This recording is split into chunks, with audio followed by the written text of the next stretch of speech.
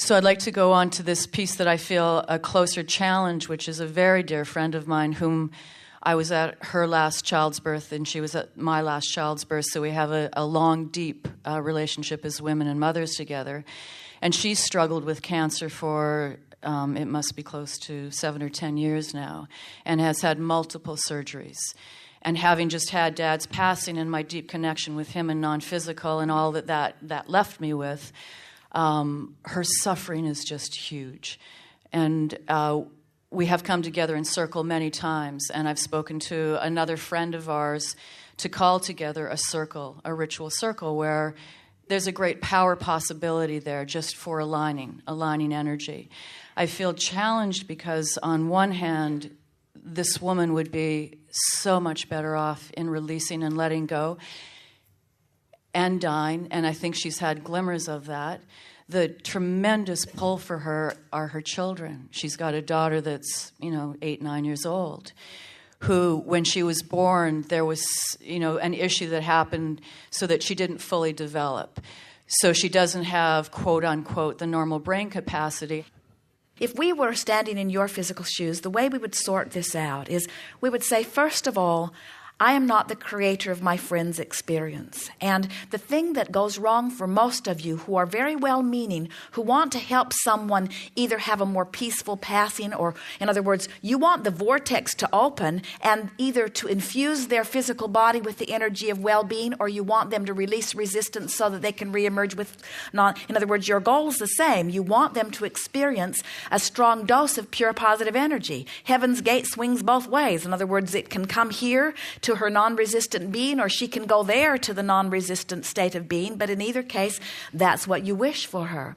And so as you hold yourself in vibrational alignment with that idea, that's very different than looking at her suffering and looking at her struggle and attempting to bring an end to the struggle. When you want to bring an end to struggle, when you say, I want to heal what is sick, you've activated what's sick and you don't feel so good. You can feel that you're doing it. Or when you say, I want to bring an end to this struggle, you just perpetuate the struggle because the thing that you're focused upon is the thing that's most active in your vibration.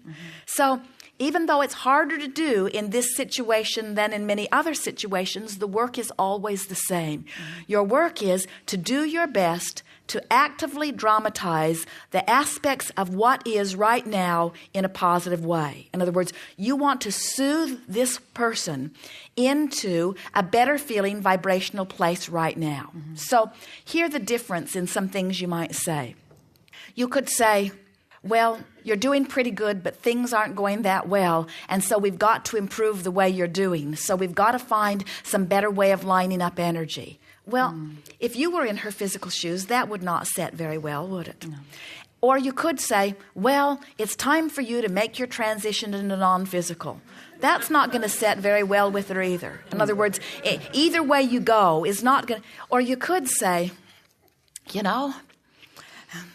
I think everything happens for a reason. And I think we try too hard to try to quantify all of those reasons instead of just being in the now. So let's look at the best we can, the positive aspects of what's happening right now. And then just do your best to talk about, Esther said as she drove yesterday, if this was the only day on the planet that I ever get to live, it ought to be enough. She counted the beautiful trees. She counted the lovely people. There were some traffic delays that allowed her an opportunity to play with other people on the highway. She got to know a little boy who loved her motor coach. In other words, there was a man in a dump truck that they became very good friends during the time that they were moving down the freeway. In other words, there are all kinds of things that can happen in your now if you're open. And Esther said to Jerry, I don't know why I feel a rush to get to where I'm going when where I am is so much fun. Why do I keep thinking I need to be someplace other than where I am? Why don't I just relax into where I am and make the best of where I am? And we would say that even to someone with a dreaded disease. If you will make the best of where you are, there are gifts from this moment that if you can start to enjoy them, can change the vibrational tone and then yield you even more gifts that you might be choosing. That really is the secret, you see. And if there was ever a situation where much of the world would say, well, Abraham, good grief, how do you expect them to find anything good about that? We have to shout back at you. We expect you to always find something good about wherever you are, because that's who you are. That's who your inner being is. That's what creation is. Creation is tweaking and adjusting the vibration so that you begin to allow the well-being that wants in. We want you to see it. The well-being is a strong signal, always permeating, always extended to you, extended to this little girl, extended to her mother, extended. It's right there. It's extended. And anything that you do that causes her to soften her resistance and let just a little more of it in, not only feels better in her moment, but gives her more moments in which to live. So you want to say to her, we're not looking for a cure. We're looking for a joke. We're not looking for a solution to all problems. We're just trying to get the static out of the room. We're just looking for the best thing we can find right here and now, you see. Let's get together and let's have some laughs. Let's remember some good times. Let's try to find something to focus upon that feels better. I didn't come to save you. I came to play with you. I didn't come to take you from sickness to wellness. I came to cheer you up a little bit and to cheer me up a little bit. I came for the emotional journey because I know we can succeed in the emotional journey. I can't take you from sickness to wellness today, but I can take you from grumpy to happy. I can take you from solemn to playful. I can take you from feeling uncomfortable or feeling angry to feeling hopeful. I can do that. I have the power to do that because I've been practicing it when I'm not with you. I can do that, you see. So then as you achieve it on your own, and then you achieve it there, and you start enjoying the emotional journey, then you start noticing that everything begins to shift once energy shifts. Why do you think that every disease rampages at huge proportion after diagnosis? Because of the focus to it. Because you focus upon this thing that you feel powerless about. And as you focus on this thing that you feel powerless about, what kind of an emotional journey do you take? From hope to despair, you see. So you just want to start pointing the journey in the other direction. So you don't say to your friend, I think you will live forever. You don't believe that about anybody. So your words are empty and hollow when you offer something like that. But you can believe that you can make her smile. And you can believe that you can have a cheerful moment together. And so as you just reach for that, a little of that and a little of that and a little of that, you go from not believing to believing. In other words, we cannot coach you into guiding her to wellness, even though we know that she could achieve wellness. But there's too much of a vibrational gap in your vibration to take you that far that fast. You've got to make some movement up the emotional scale before you can help her make that movement, you see. The emotional journey is everything. It's everything. And it's simple. But you got to care about the buzz. You got to be not willing to put up with it.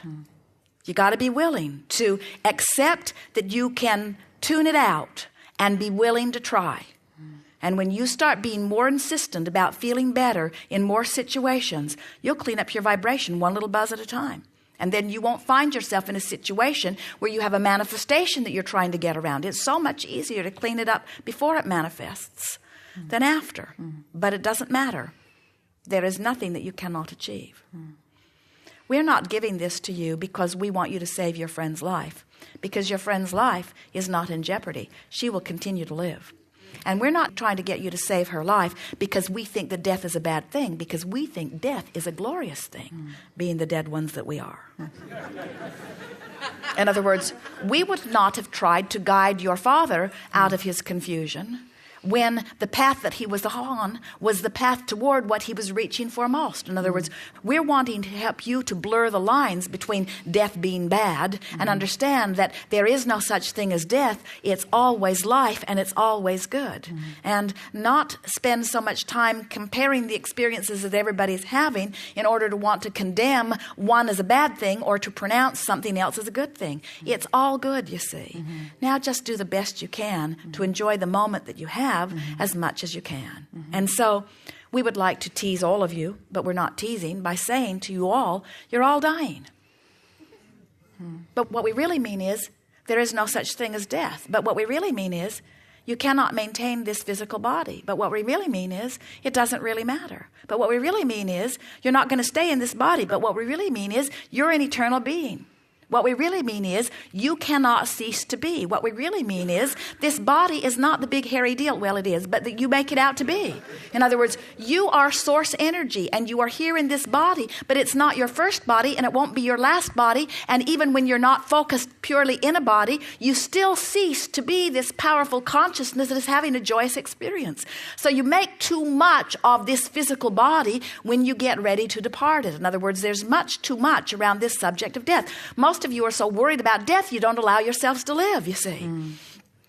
And we want you to just relax in all of this. And people, glorious people like your father, help you more and more to understand that it's more important to have a journey that feels good to you than it is to comply to what somebody else's idea of the journey that you should have is. So, what did we just say? Your friend's dying. What else did we say? You are too. What else did we say? Neither one of you are going to do it today. What else did we say? You can still have a happy moment. What else do we say? Even if your friend is closer on the brink of dying than you are, you can still have a happy moment. There are all kinds of people in this room that are closer to dying than other people in this room. So what? Does it do anything to diminish the moment that we're having together? Esther was listening to a woman checking out of the Cracker Barrel the other day, and the woman was talking about how old she is. And the girl behind the desk was sort of talking about how old the woman was too, and sort of making fun of how old the woman was. And Esther said, I always enjoy watching young people make fun of old people because I know that someday that's going to come back and bite them in the butt. And the girl said, what do you mean? And Esther said, everybody is going to move through time. And when you've beat the drum of how wrong it is to be old, when you're there, you're going to be in a very sad place. You're going to be in a place where your well-being is diminished because of the drum that you've been beating, you see. And we say exactly the same thing to you about your idea of death. You worry so much about death that it puts you in a place that you can't enjoy your moment because death is lurking, death is lurking, death is lurking, death is lurking. So the older you get, the more depressed you get because the closer to death you are. And we say, you're never close to death. You're always alive. And you're as alive as you allow yourself to be in this moment. And we'd stop pronouncing the moment that you reemerge into non-physical as death and start calling it what it really is, which is more life. It's a more revitalized life, you see. And as you start looking at death as life, then you'll start allowing more life while you're in this physical body, and that which you call death will not be lurking in a way that messes up every moment between now and when the truck runs over you. You should all be so lucky. Esther said, happy, healthy, happy, healthy, happy, healthy, dead. Happy, healthy, happy, healthy, happy, healthy, dead. And we say, but of course. Yeah. And she doesn't have to plan the airplane crash or the truck running over them. She can go to bed and reemerge in her sleep. In other words, you can pick it any way you want it. But the important thing is you've got to make death a non-issue and make life the issue. And so as you're focused in your now, what are you doing now? Are you allowing yourself to live fully, or are you worried about something?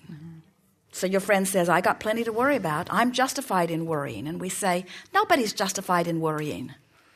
Nobody's justified in worrying. It's just the excuse you're using not to allow yourself to live fully now. There's no justification for worry because there's nothing worth worrying about because you are eternal beings and you can't die. So now that one's wiped off. What are you going to worry about? Well, somebody could mistreat me. No, they can't. Nobody can mistreat you if you don't achieve a vibration that attracts it. So wipe that one off. In other words, and little by little, pretty soon you'll scratch all the points of worry and all the points of frustration and all the points of disempowerment off your list, and you'll finally be who you are, free to be the joyous being that you are. Yes. Yes.